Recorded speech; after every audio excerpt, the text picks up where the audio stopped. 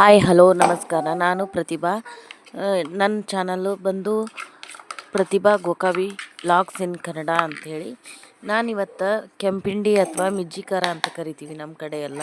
ಕೆಂಪು ಮೆಣಸಿನ್ಕಾಯಿಂದ ಮಾಡಿರುವಂತಹ ಮೆಣಸಿನ್ಕಾಯಿ ಹಿಂಡಿನ ನಾನು ನಿಮಗೆ ಮಾಡಿ ತೋರಿಸ್ಬೇಕಂತ ಅಂದ್ಕೊಂಡಿದ್ದೀನಿ.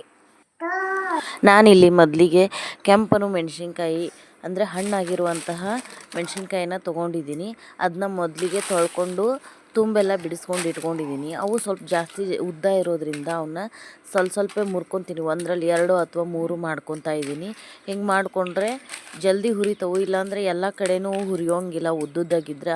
ಅದಕ್ಕೋಸ್ಕರ ನಾನು ಒಂದು ಮೆಣಸಿನ್ಕಾಯಿನಲ್ಲಿ 2 ಅಥವಾ 3 ಮಾಡ್ಕೊತಾ ಇದ್ದೀನಿ.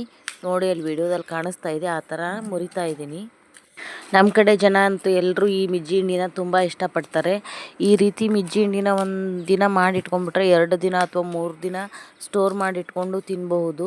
ಬೇಕಿದ್ದರೆ ಫ್ರಿಜ್ ಒಳಗಿದ್ರಂತೂ ಒಂದು ವಾರದ ಮಟ್ಟನೂ ಇಟ್ಕೊಂಡು ತಿನ್ಬಹುದು. ಈ ಖಾರನ ನಾವು ರೊಟ್ಟಿ ಜೊತೆ, ಪಲ್ಯ ಜೊತೆ, ಮೊಸರು ರೊಟ್ಟಿ ಮತ್ತು ತುಪ್ಪ, ಚಪಾತಿ, ಮಿಜ್ಜಿ ಹಿಂಡಿ ಅಂತ ಕರಿತೀವಿ ನಾವು ಇದಕ್ಕೆ.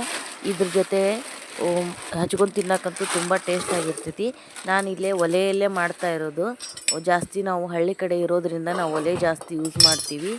ನಾನು ಒಲೆ ಮೊದಲೇ ಹಚ್ಕೊಂಡು ಇಟ್ಕೊಂಡಿದ್ದೀನಿ. ಅದಕ್ಕೆ ಮೊದಲು ಒಂದು ಬಾಳಿಗೆ ಇಟ್ಕೊಂಡು ಅವನ್ನ ಮೆಣಸಿನ್ಕಾಯಿನೆಲ್ಲ ಚೆನ್ನಾಗಿ ಹುರ್ಕೋಬೇಕು. ಚೆನ್ನಾಗಿ ಹುರ್ಕೊಂಡ್ರೆ ಚೆನ್ನಾಗಿ ಹಿಂಡಿ ಬರುತ್ತೆ. ಇಲ್ಲಾಂದರೆ ಅರ್ಧಂಬರ್ಧ ಹಸಿಯಾಗಿಸಿ ಹುರ್ಕೊಂಡ್ರೆ ಹಿಂಡಿ ಟೇಸ್ಟ್ ಬರೋಂಗಿಲ್ಲ. ಅಂದರೆ ಮಿಜ್ಜಿ ಖಾರ ಅಥವಾ ನಾವು ಖಾರ ಅಂತೀವಿ, ಮಿಜ್ಜಿ ಖಾರ ಅಂತಂದೇ ಕರೆಯೋದು ನಮ್ಮ ಕಡೆ. ಅದನ್ನು ಚೆನ್ನಾಗಿ ಹುರ್ಕೋಬೇಕು ಮೆಣಸಿನ್ಕಾಯಿನ.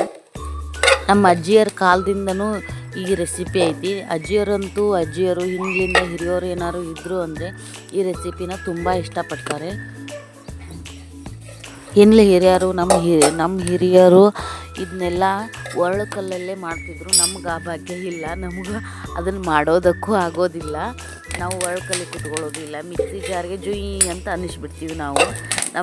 ಈಗಿನ ನೋಡಿ ಅಲ್ಲೇ ನಾನು ವಿಡಿಯೋದಲ್ಲಿ ತೋರಿಸ್ತಾ ಇದ್ದೀನಿ ಹಾಗೆ ಯಾವ ರೀತಿ ನೀಟಾಗಿ ಹುರ್ಕೋಬೇಕು ಅಂತೇಳಿ. ಅವೆಲ್ಲ ಕಪ್ಪಾಗಬೇಕು, ಆ ರೀತಿ ಹುರ್ಕೋಂತ ಹೋಗಬೇಕು.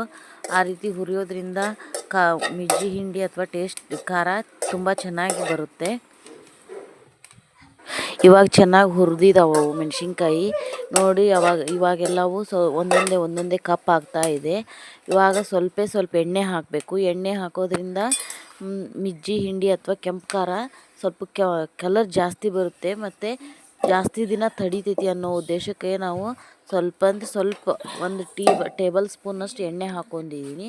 ಅದನ್ನು ನಾನು ಮಿಕ್ಸಿ ಜಾರ್ಗೆ ಎತ್ತಿಟ್ಕೊಂಡಿದ್ದೀನಿ. ಆ ಮಿಕ್ಸಿ ಜಾರಲ್ಲಿ ಅದಕ್ಕೆ ಇವಾಗ ಟೇಸ್ಟಿಗೆ ಏನೇನು ಬೇಕೋ ಉಪ್ಪು ಅದನ್ನೆಲ್ಲ ಹಾಕ್ಕೋಬೇಕು. ನಾನಿಲ್ಲಿ ಮೊದಲಿಗೆ ಉಪ್ಪು ಹಾಕ್ಕೊತಾ ಇದ್ದೀನಿ. ನನಗೆ ಉಪ್ಪು ಮೀಡಿಯಮ್ ಆಗಿರಲಿ ಅನ್ನೋ ಉದ್ದೇಶಕ್ಕೆ ನಾನು 1 ಸ್ಪೂನ್ ಉಪ್ಪು ಹಾಕ್ತಾಯಿದ್ದೀನಿ. ನಿಮ್ಮ ರುಚಿಗನುಗುಣವಾಗಿ ಉಪ್ಪು ಹಾಕ್ಕೋಬೇಕು. ಮತ್ತು ಅದಕ್ಕೆ ಉಪ್ಪು ಮಾತ್ರ ಕಡಿಮೆ ಆಗಲೇಬಾರ್ದು. ಉಪ್ಪು ಕಡಿಮೆ ಆಯಿತು ಅಂದರೆ ಖಾರ ಜಾಸ್ತಿ ಆಗುತ್ತೆ. ಅದಕ್ಕೆ ಎಷ್ಟು ಉಪ್ಪು ಹಿಡಿಯುತ್ತೋ ಅಷ್ಟೇ ಉಪ್ಪು ಹಾಕ್ಕೋಬೇಕು. ಆಮೇಲೆ ನಂತರ ಬೆಳ್ಳುಳ್ಳಿ ಎರಡು ಗಡ್ಡೆ ಬೆಳ್ಳುಳ್ಳಿನ ಬೇಳೆ ಮಾಡಿಟ್ಕೊಂಡಿದ್ದೀನಿ, ಅದನ್ನು ಹಾಕ್ತಾಯಿದ್ದೀನಿ. ನಂತರ ಸ್ವಲ್ಪ ಜೀರಿಗೆ 1 ಟೇಬಲ್ ಸ್ಪೂನಷ್ಟು, 2 ಗರಿ ಕರಿಬೇವು ಹಾಕ್ತಾಯಿದ್ದೀನಿ. ನಂತರ ಕೊತ್ತಂಬರಿ ಹಾಕ್ತಾಯಿದ್ದೀನಿ. ಹಂಗೆ ಇಡೇದ ಹಾಕ್ತೀನಿ ಕೊತ್ತಂಬರಿನ, ಅದನ್ನೇನು ಹೆಚ್ಚಿಲ್ಲ ನಾನು.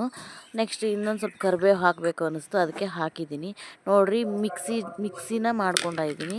ಮಿಕ್ಸಿ ಮಾಡ್ಕೊಂಡಾದ್ಮೇಲೆ ಮಿಕ್ಸ್ ಆಗಿರೋದನ್ನು ಹೇಗೆ ಕಾಣಿಸ್ತಾ ಇದೆ ಅಂತ ಅದು ಖಾರ.